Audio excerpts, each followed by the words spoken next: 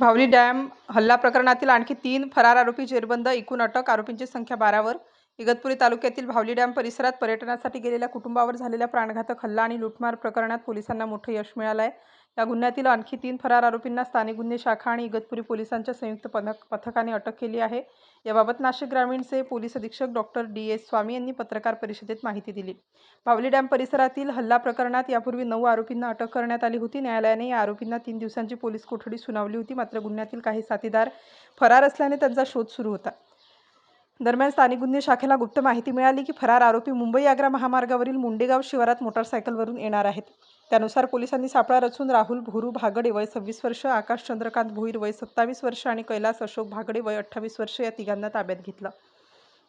यातील राहुल भागडे आणि आकाश भोईर हे नाशिक ग्रामीण पोलिसांच्या अभिलेखावरील सराईत गुन्हेगार असून त्यांच्याविरुद्ध इगतपुरी आणि घोटी पोलीस ठाण्यात यापूर्वीही गुन्हे दाखल आहेत.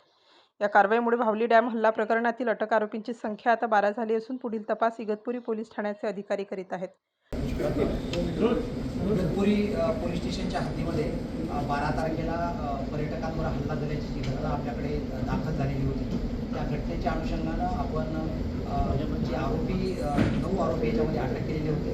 त्या 9 आरोपीला अटक केल्यानंतर उर्वरित जे आरोपी होते, जे निष्पन्न झालेले आरोपी होते, त्यामध्ये इतर जे मुख्य आरोपी आहेत, पहिल्या 4 मुख्य आरोपी व्यतिरिक्त आणखी जे 3 मुख्य आरोपी होते, त्या 3 मुख्य आरोपींना आपण सकाळी जे आहे यांना या ठिकाणी मुंडेगाव परिसरातून आपण ताब्यात घेतलेला आहे. त्याच्यापूर्वी हे जे आरोपी आहेत की त्या दिवशी सांगितल्याप्रमाणे शहापूर, आटगाव, त्याचबरोबर लाहे अशा प्रकारच्या भागामध्ये हे कंटिन्यू फिरताना आढळून येत होते आणि त्यातून आपण या तिघांना जे आहे ते तिघांना या ठिकाणी अटक केलेली आहे. त्याच्यामध्ये त्यांचे जे नाव आहे ते नावामध्ये ते 3 आरोपी जे आहेत ज्यांचा मुख्य रोल आहे, जे आपल्याला त्या ठिकाणी टिपणी काच फोडताना, त्याचबरोबर दगड फेकून काच फोडताना आणि वाहनाची काच फोडताना आणि त्याचबरोबर जे इतर काही लोकांना त्यांनी कॉल जो केला होता त्याच्यामध्ये जे बाकी आरोपी होते, अशा सगळ्या आरोपींच्या संदर्भामध्ये ह्या 3 आरोपींची नाव निष्पन्न आहेत.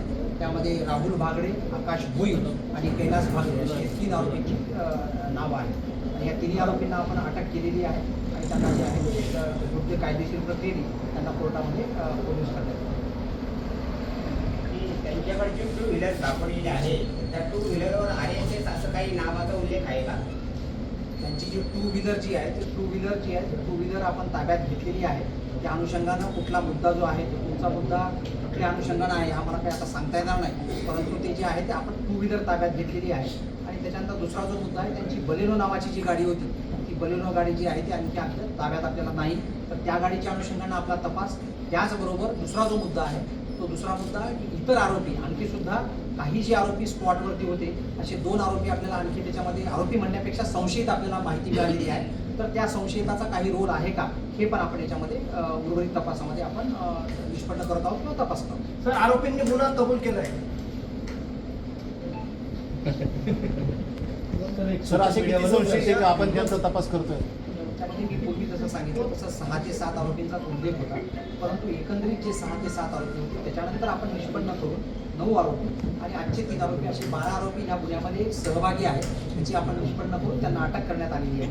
उर्वरित जे आरोपी आहेत त्यांची आपल्याला या ठिकाणी मुख्य ठिकाणी स्पॉटवर असल्याची माहिती मिळालेली आहे, परंतु त्यांचा नेमका रोल किती आहे हे कंप्लेंटशी बोलून बाकी आणि त्याच्या संदर्भातली योग्य माहिती घेऊन त्याप्रमाणे आपण त्यांना निष्पन्न करून पुढची कारवाई करतो.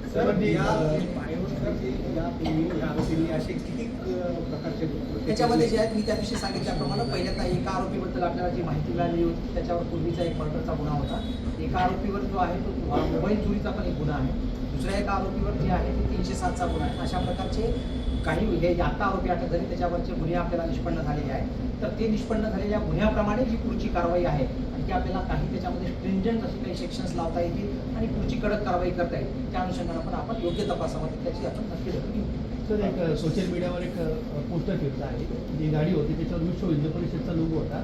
मात्र सोशल मीडियावर जो आरोप होतोय तो RSS संघातले हिंदूमधले जे गुन्हेगार आहे किंवा नक्षलवादी आहे असा तो एक सोशल मीडियावरती तो फिरतो आहे.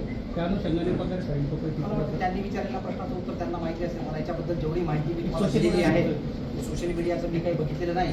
तुम्ही ही जी माहिती तुम्हाला दिलेली आहे ही गुन्ह्याच्या अनुषंगानं माहिती आहे. तर गुन्ह्यामध्ये हे आरोपी अटक आहेत. एवढे आरोपी पूर्वीचे 9, आत्ताचे 3, 12 त्या अनुषंगाने जी आहे ती गाडी, आता ही जी वाहन तुम्ही म्हणताय ते वाहन ह्यांचं नाही आहे, ते आणखी कुठल्या तरी माणसाचं कुठेतरी त्यांनी भाड्याने घेतलेलं आपलं विकत घेतलेलं वाहन आहे. स्टार न्यूजसाठी मोहसिन पठाण, नाशिक.